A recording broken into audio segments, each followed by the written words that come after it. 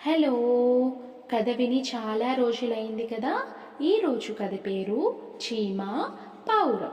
అనగనగా ఒక అడవిలో ఒక పావురంకి చాలా దాహం వేస్తుంది.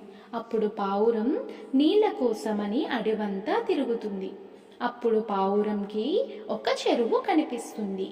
ఆ చెరువు దగ్గరికి వెళ్ళి నీళ్లు తాగుతూ ఉంటే పావురంకి ఒక చీమ కనిపిస్తుంది.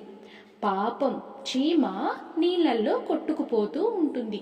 అప్పుడు పావురం ఒక ఆకు తీసుకొని వచ్చి చీమ దగ్గర వేస్తాడు. చీమ ఆకుపైకి ఎక్కి ఒడ్డుకి చేరుకుంటుంది. చీమ పావురంకి కృతజ్ఞత చెబుతుంది. అప్పుడు ఎవరింటికి వాళ్ళు వెళ్ళిపోతారు. ఒకరోజు వేటగాడు వస్తాడు. వేటగాడు పావురంని చూసి దానిని చంపాలని అనుకుంటాడు. అప్పుడు గురిపెట్టి పావురంని చంపాలని చూస్తాడు. అది గమనించిన చీమ, అయ్యో, నా స్నేహితుడిని వేటగాడు చంపేస్తాడేమో అని తొందరగా వచ్చి వేటగాడు కాలుపైకి ఎక్కి వేటగాడిని కొరికేస్తుంది. వేటగాడి గురి తప్పి పావురం ఎగిరిపోతుంది.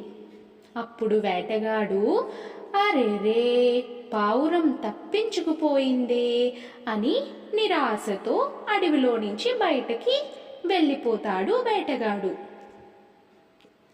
పావురం చీమకి కృతజ్ఞత చెప్పి అక్కడి నుంచి వెళ్ళిపోతుంది. ఈ కథలో నీతి ఏంటంటే, ఒక మంచి పని ఎల్లప్పుడూ ఒక మంచి ఫలితాన్ని ఇస్తుంది.